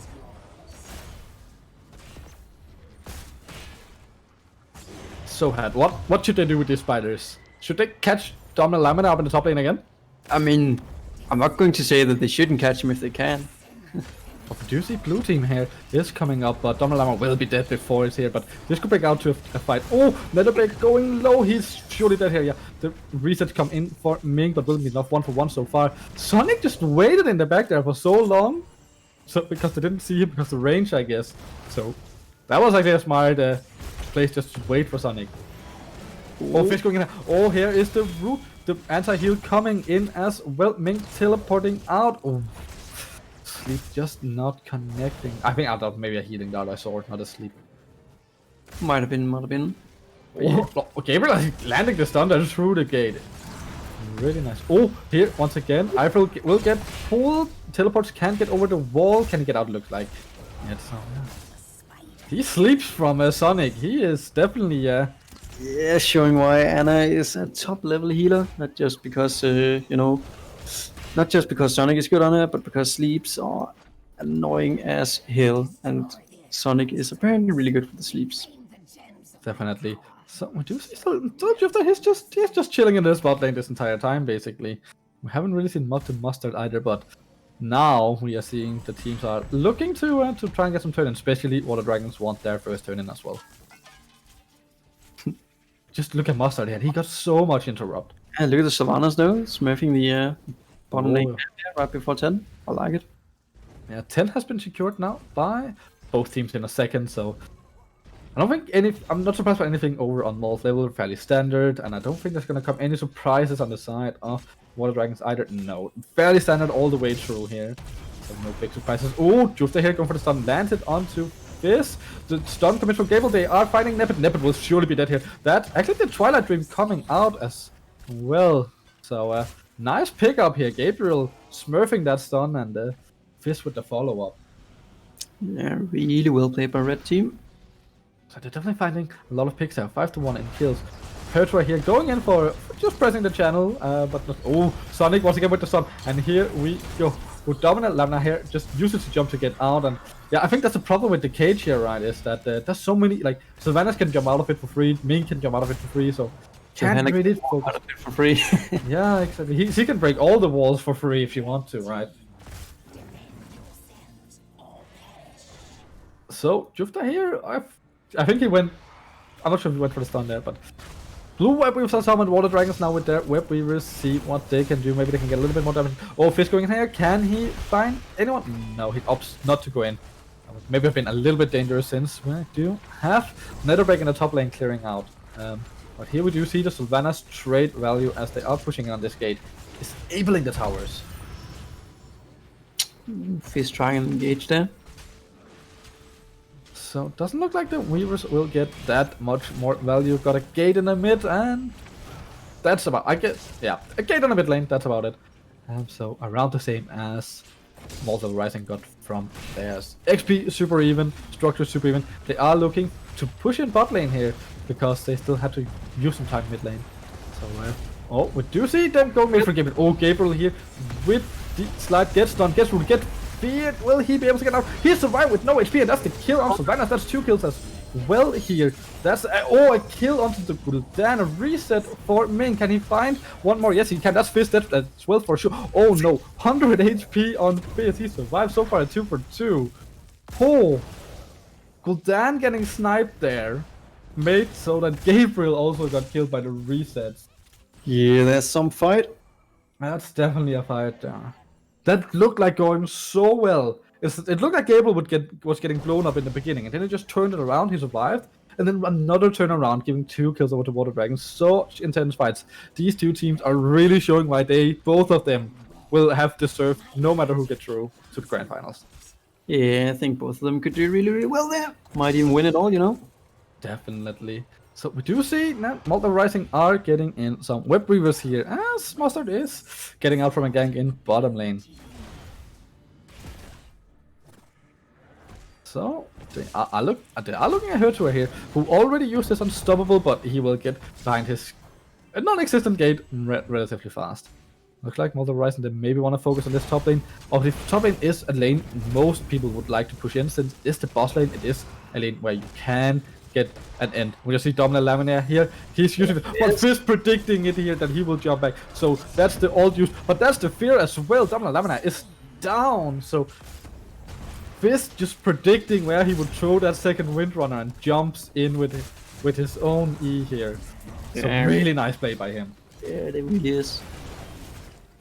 Oh, that's Johanna. He's just gonna walk away. Yeah, so first, actually 2 Ford secures in bottom. Ford did also fall. Might even get the third one mid actually. Yeah, exactly. There's still one man up here. Fizz looking for iFeral. Doesn't connect the AA there. Looks like the animation got cancelled midway, so that's great. So far, it's looking great. And again, I think all these, all the builds are looking fairly standard. Right? We don't see anything that pops out. Maybe a little bit the Gul'dan with going to Q build, which is not what we see most of the time, but it's still something we know exists and knows getting played once in a while, right? I mean, yeah, most of it looks fairly standard. Like, sure, Imperius doesn't have the Q level 1, but it's not like it's uncommon to see the burn the Impure talent either. I mean, it is pretty decent versus someone like Blaze and ETC who can help burn down the tanky front boys. Yeah, definitely. So Mustard here getting scouted by Jofta, so they might just go for him. He knows now that they are there, so he will pop the top. He will go in. Oh, doesn't connect to someone iFeral. So Mustard here trying for the engage, but right now they are just pushing him with this camp. It looks like they might want to go for this middle Oh, forward. is this a boss play? Oh, it could Is this a cheeky boss play? I mean, they even managed to not get seen. I actually think it is. Yeah, and look at Fizz here. He's going to use his E to go over the wall unseen as well. This is super well played by Multi-Level Rising. Yeah, the opponents had to go for the camp in the bottom too, right? And then they just sneak up there. Yeah, Really cheeky. So they are going for the turn in here on the side of Water Dragons, but this boss is basically just going to annihilate their entire turn in. So this is going to be 55 gems they're probably not going to get a lot of value out of. Yeah. Say to the viewers out there, I think this is always, almost always at least a great trade for you on this map. If you can get the boss and the opponent's turn in, sure, you waste your boss because you won't get much done with it. However, the boss is a neutral objective, right? Whereas the opponents spend their gems probably not getting a lot done because they have to answer the boss. So it makes it like it's going to be a really good trade for you most of the time. I say Would go you for see? it. Yeah. You see, even the mid-fold is falling during this. Like, imagine you get the Weavers, but you lose objectives. But looks Look like at this, though. can Jufta find Sonic? No, he can't. And Gabriel kind of smurfs it there, just interrupting the stun as well. So really well played here by Gabriel, but also Sonic actually just sidestepping the Celestial Charge all by himself. Yeah. So yeah, structure and nearly a level advantage now coming in for multi-level Rising, as they are hoping that they can close out this one and move on into the grand final. I mean, I really like what I see from 16s here, because overall it's quite standard, right? But Blaze has opted for the Juggernaut plating, making him way more resilient to spell damage. So he really doesn't want to get blown up by that Ming Sylvanas combo. I think that's probably a wise choice here. Yeah, definitely. I also do like that we do see Will of the Forsaken have some Sylvanas, so Yeah. even if her Haunting Wave is on cooldown, Fizz is not gonna be able to catch it because she's just gonna pop her level 16 and then run away from his Umbral Bind. Yeah, I agree with you. I think it's a really good pickup into the opposing team. You know, as you said, Fizz can pull you, and you can run through the cages and so on. But also just the ECC or the Horrify from Gul'dan or the Blaze Stun. Like, there's so much CC to avoid. Like, even you could even smurf it on Sleep Dart if you're really good. Yeah. Would you see right now? At Multiple Rising, they do have enough for a turn-in where Water Dragons do not. So Water Dragons have to be on the defensive on these points. And we do see Gabriel here. Bless Shield comes out of Midas. The job they're coming with Celestials down. Fizz is jumping in here. That's actually a big ult for him. So, but the silence here, the Twilight Drinking. But oh, Gabriel finding a stun here on Dominalama. Fizz, will he? Oh, smurf the Celestial style with the jump up into the air. He survives it. The Mushroom coming in. Are they gonna kill the Johanna here? It looks like her turn might go down. Yeah, there we go. Just see the damage from that Q with the 16 stack from Gul'dan. So, oh, Dominalama here is in a bit of a trouble, but he just has those resets on Haunting Wave to get out. Li Ming here getting jump on by Gabriel, but I should get also this might just be the turn-in that Multiple Rising is looking for. Yeah, I mean, this fight also shows why the Q build can be good for Gul'dan compared to the E build, right? Because sure, you don't have as much burst damage, but your sustained damage in a long fight like this is just through the roof. Definitely. So are they looking to get you here? So oh, Fizz does not get the AA off, unfortunately. Looks like an animation cancel that. But had that connected, that could have been really bad for Jufta, and that could have been even worse for the rest of his team. You can see a little bit of siege here from Netherbeck. What do we do? Have most of the cooldowns on the side of multi-level Rising is not ready. They are a fair bit longer than the side of Water Dragons. So Water Dragons, if they went for an engage right now, they could maybe get a jump. Oh, here the stun. Like So I Feral here going low, but Unstoppable here just popped from Mustard to walk out this. Here comes the Spider. They are looking to maybe get this keep, because would you see that Hertura, they're just giving up this keep. They are out and clearing the other ends of the map. But level 20 also so close from old level now. Yeah. I still think this is a fine move from the blue team, right? Because sure, you could get that fight pre-20 up there, but if anything goes Ori, you lose the game, and no matter what, you're gonna lose a keep somewhere here with all the push in. So you just let them have that keep up there they're pushing, and then you free defend the two other keeps. Yeah, we just see Multiple Rising here. They're gonna go for Bruiser. So are they gonna go for this and then maybe the bot camp after that? Because they're gonna have 20 once this Bruiser is dead, or very, very close to at least. See, oh, so close to be 20 now. So there we go, 20 secured. So what are we gonna see? We're gonna see the Nano Infusion. We're gonna see Fortified Bunker. The Haunt, so now 20 armor loss when you get feared. That's massive. I mean, that Gul'dan is gonna be quite terrifying once he's nano boosted now.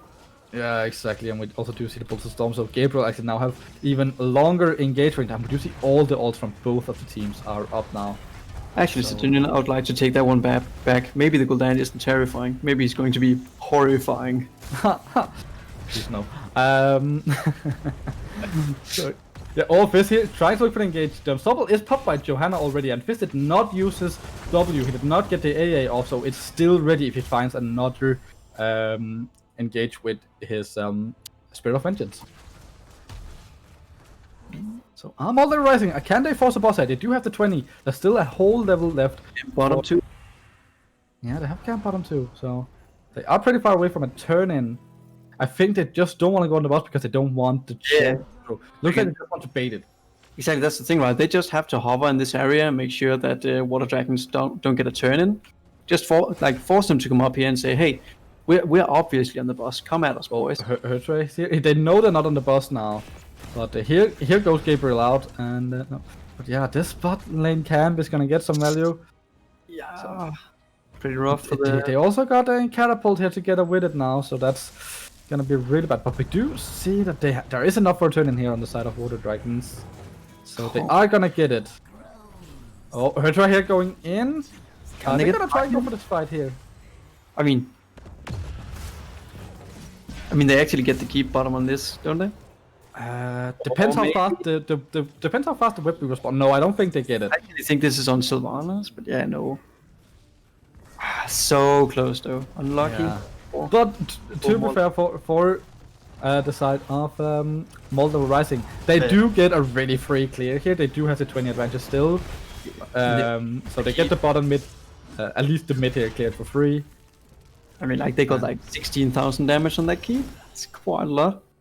Yeah, exactly. That keep is gonna fall with any poke, so they're probably gonna end up forcing it at some point. Yeah.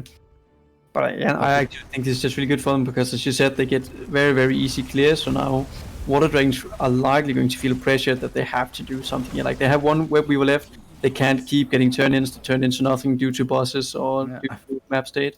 I think they have 0 gems right now, so they are definitely very far from a turn in comparison. Do you see Mustard here standing a little bit to the side, getting spotted by Hertra, but I also think Fizz got spotted by Jufta in the other bush. So do know that Fizz he's looking for this flank.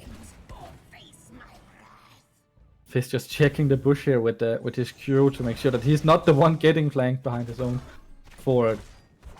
So it's gonna be interesting to see how the teams are gonna go now, because obviously that top boss is a really scary thing for Water Dragons as well. Yeah. And turn-ins are really close as well for not for Water Dragons, for Moldova Rising. I would really like to see Moldova get another bot camp again than just posture at the boss.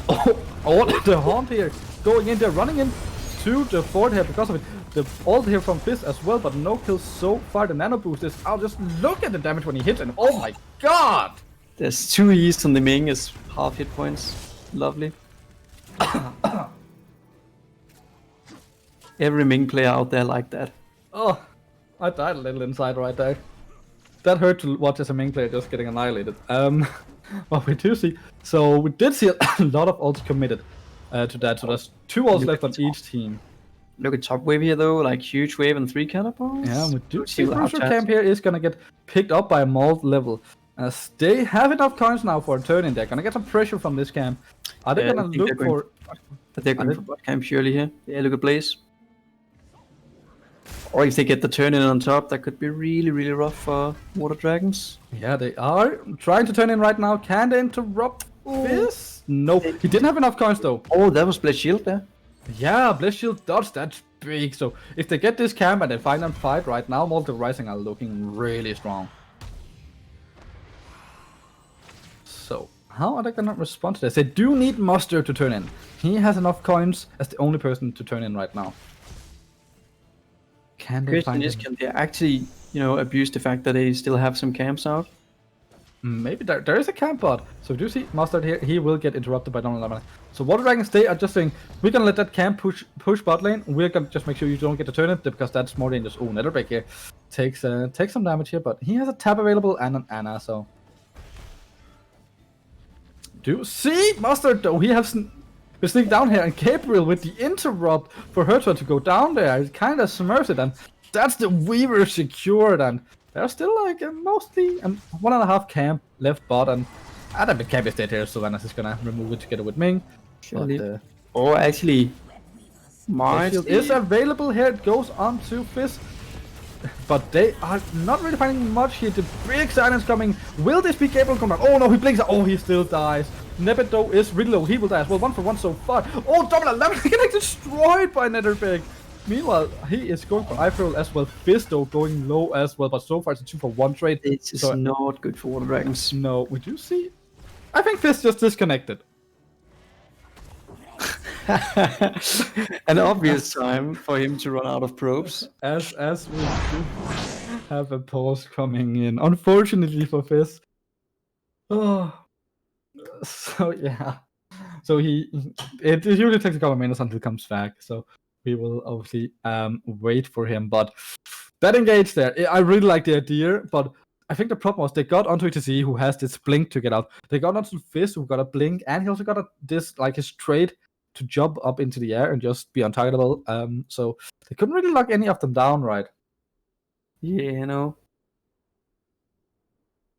But yeah, so this is looking like a tough situation for the side of Water Dragons right now. Also, Like- just But Keep got destroyed before the pause happened. So it's gonna exactly. be- And again, there's like 3 Weavers marching on them. They only have a keep in the mid lane. Ming might even die in the top lane here, depending on what happens. Like, she's very low. She has a Blaze and a Gul'dan right behind her. yeah, this is gonna be tough. If Li Ming falls here, I think that it's gonna be game, right? Even if she survives, it might actually still be game. I mean, yeah, exactly. Like with her alive, maybe they can pull through a defense, but without her, I think it's going to be really, really tough. Yeah, exactly. So definitely more level rising. They're probably sitting and begging Fizz to come back right now. So they don't end up losing this one, because right now they are looking to be quite ahead, like 1.5 level ahead ish. Not that that matters too much after 20, but they still do have those base stats, right?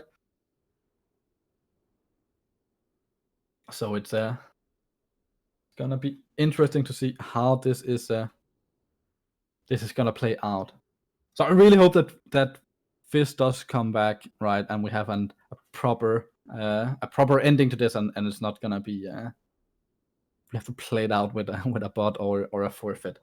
Yeah, but I think, and if they get the kill on Ming here, even with a bot, they might very likely just win this. Yeah, like they do have the nano boost available before people are alive, I guess. So Yeah. that's it's gonna be rough. It's gonna be really, really rough. Chad are asking for a shoe one day. I'm not having. I don't have shoes in my room, and I'm not gonna go get one. I mean, I don't have shoes, but like I can. Sorry for that. Like I have these things here. Like I got like a Is that what? PlayStation controller. I mean, I can't really see you right now. no, To it's, be honest, I mean, nobody I can. missed it. Feels bad. I mean, maybe you can find them on stream. Nobody knows. A man can dream. So yeah, but this so far these two games, like all 3 maps so far have been so intense. Oh boy, whoever is gonna meet these guys in the finals, obviously that is gonna be a semifinal.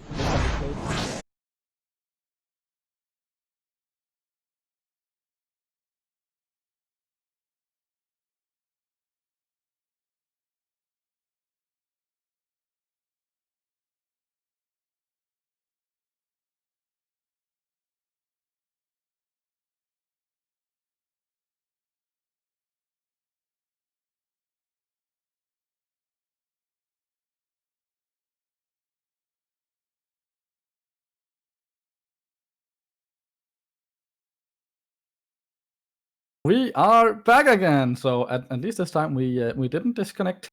Once again, it seems like there are some OBS problems in general. So hopefully this is the last time. Yeah. But we do have heard from Fizz's team that it sounds like he is on the way back. So that's great. So we are gonna get a proper ending here with all 10 players being in the lobby. Yeah. I mean, So if the game does end here, though, it's kind of unfortunate we have to have a pause like this, but yeah, definitely. guess that's just the use of a Storm Life. Sometimes you have a Fizz in the game, sometimes you don't. So yeah, but it's amazing that a man that plays this little robot has so many connection problems in general. Like, you know, the Probius main with the PC that or the power that goes out. You know, not enough pylons, man. Yeah, he should really build some more of those. So, looking at I guess we can talk about what happened so far up in this map. So it's been really back and forth, right? But like it's been 11-4 kills in favor of Malt Level. Like once again, they are just getting a vast amount of kills in general. They're not dying that much, and I think looking at who died, it is two deaths to Gabriel, 2 deaths to Netherbeck on the Gul'dan as well. Obviously Gul'dan has to step with this build. He has to step a lot closer than he has to do when he goes the corruption build, right? So he is prone to getting stunned by a stray celestial charge. Yeah, and I mean, also if he gets caught by anything, he just has to pray that his team can save him, right? He only has Horrify for defenses, whereas Fizz can jump out and he slides and Blaze pulls all kinds of shenanigans. But we have seen some big Horrifiers from him, like oh god. Some people would say that he has been absolutely horrifying to play against. Oh my god, not again. No, you can't use that. Oh my, tell him we can't use the same joke twice. I wanted to, but I know it's been used, so I opted out of it. Like, oh no, stop it. Twitch chat, you have no power here. Like, I'm gonna go with this 20 and say you're haunting me with this. But in general, like, I really think like the first 2 web weavers, like one for each team, we didn't see much. Like, it was a gate falling for both teams, but then we just see these web weavers like getting so much value for Malt Level. And also, like, again, I really think that boss play where they just went up, sneaked the boss, and they got to turn in, basically wasted more or less from the side of Water Dragons was really, really good because they only lost bottom forward for it, and they got a little bit of like gate damage on the top keep, and now we see the top keep is gone, so that definitely paid off, right? Can't agree with you on that one. So we are getting told that Fizz is just on the steps. He's launched the game, so that means he at least is most likely sitting and talking with his team, waiting for his hamster to roll the wheel a little faster. But for his probes to build some pylons, maybe. True. So again, he's gonna come back, and we're gonna see if we're gonna have even more deaths coming in before I don't doubt there's gonna be a core attempt here, no matter what happens, right? That's a question to you. Oh, sorry. What did you say again? I don't think there's gonna be a core. I think no matter what, there's gonna be a core attempt here. Yeah. I mean, I think this one is obvious, right? Like, they might even just ignore the mid keep. I probably would, and then just say, "Hey boys, let's see if we can dance around the core." Yeah, exactly. We are so far. Steps up, we can kill him. We are so far into the game. There's some long dead timers, and if they manage to get one more kill here, that's probably like 60-second step timers, if not more. Right? That's gonna be really, really tough. Yeah.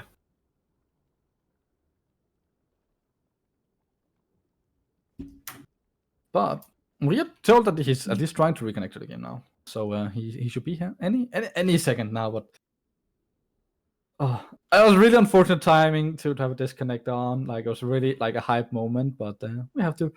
That happens. Like when stuff is on the internet, sometimes things break, connections get lost, and you don't have enough pylons. Exactly.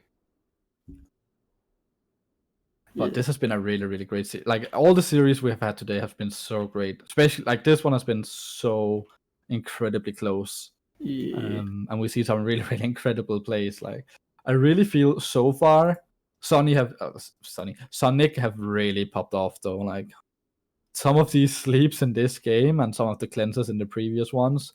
And in the first game, like, some of the kills he just picked up that were just like, oh, he's going to get away. And then, like, there was a way. But Fizz is now in the in-game chat, which means that we are gonna start the game. So they have confirmed that they are ready. So let's get back in to this here. So you see, Does he get out? The crossfire does not connect. Can Jufta do anything to save it? I actually think he managed to get out, which is so big for his team. Yeah. Will it be enough? We do have this half HP whip. We were actually coming in here onto the core with Jufta clearing it out and Herta coming in. We do have another whip coming in now. The core shield is nearly down. So we do still have Marsh Pit available. Ooh, the spear coming in. They're just trying to go on Netherbeck. Here, Netherbeck actually goes down. What a snipe. And that's Anna as well. Is this not an end? Fizz is trying everything. Oh, he does manage to dodge here. Oh, he goes down. That's a 14% core. The keep is down. I don't think we are gonna see... oh, he was dead. That's why there was no Marsh Pit. Exactly. Actually, the whip we was filled way faster than I thought they would. Yeah, exactly. So that would just see, had Feral died? Had he been dead, this would have been game, I think. Exactly. 12% core. We do see that Water Dragons they don't really have much they can do though. They don't have a turn in yet. And can they win through bottom? I think they might. Looks like they're going for it, and I kind of understand the Hail Mary. They do have the Sylvanas, and I really think if they don't win here, it's going to be so rough for him to wait it out. Yeah. I have 25 seconds here until Fizz is alive. So I think this is gonna be one of those it has to be a core attempt here. Maybe they're just gonna take the keep and get out because as you see, most people are alive. Obviously they do have the Savannah Straiter, as you say, taking down the keep. But are they gonna go for the core? It's gonna be super hard for them to defend. You do see minions are starting to push in on their core. I think they do either have to back out instantly after this, which looks like they're gonna do. They're not gonna go for a core attempt. I mean, it's still great for them just getting a keep, but their core is so backdoorable. Just getting a bottom camp and then posturing for boss now from Malt level might be enough to end the game because okay, this is of course a way to get around that. So there is also the thing about if it's so close that Malt level can just go straight on the core here with a nano boost on the cooldown, it'll just be dead, right? But we do see Hertra, he is spotting out this boss attempt. As it looks like Malt level, they will just be backing out. So there's a camp in bot lane now in favor of Water Dragon. So this is a lot closer than I expected it to be. I actually thought that it would have been over at the core attempt, but yeah, same. Actually that camp bottom is so good for him right now, but still middle lane is kind of spooky. Yeah, exactly. Oh, we do see boss here pulled by Water Dragons. So they are actually committing to this. They are saying to Malt level, you need to come into us here, but Hertra is actually taking a lot of time. The same with Jufta already. Hertra going solo, has to pop the unstoppable here. Oh, Gabriel lets the stun on Nebit here. Sleep, here they go. Johanna is dead. That's so big for Malt level rising. Feral trying to land some kills here. There we go. Oh, here Dominic is jumping in, but get pulled in by a bit of the Marsh Pit. This is a Hail Mary from Gabriel. Jufta is gonna get, Nefta's gonna get the killed here, and Fizz also finds not a kill. That is gonna be game for sure. 4-man kill. Gabriel just finding a massive marsh. Do you see Feral here? He's just gonna say, yeah, I'm just gonna go for core. I can't defend. Yeah. Oh, so close. Oh, what an ending! Yeah, I mean, I know that some people might, criticize Water Dragons for going for the boss here hard, but I kind of understand them because if they wait this out, they're going to lose. They have to try and force the opponent's team to come and do something. Oh, but Malt level rising, that fight was just insane. We had the big marsh fight, but the fear was insane as well, hitting so many members. But also just the blow up they had on Johanna in general. After her shield got she used it, it just got popped and she got CC'd instantly. Such a great ending to this game. 2-1 victory, going on to Malt level rising, who will proceed on to the grand final later here today on this channel. Yeah, I mean, I might not be there in cast, but I'll be there in spirit and in Twitch chat watching the games. Hope you all will also stay with us because looks like it's going to be a very interesting grand final we're going to get in the end. Definitely. GG, well played to both of these teams. Was amazing to cast, was amazing to cast all these 3 matches we have been here for today. But that is all for the 2 of us. We will have to give the mantle on to someone else to take the last semi-final and the grand final. My voice is getting a little bit rasped, so I don't mind too much now after 3 matches. But thanks for everyone watching. Be sure to stay. There's going to be way more Heroes of the Storm gameplay just round the corner.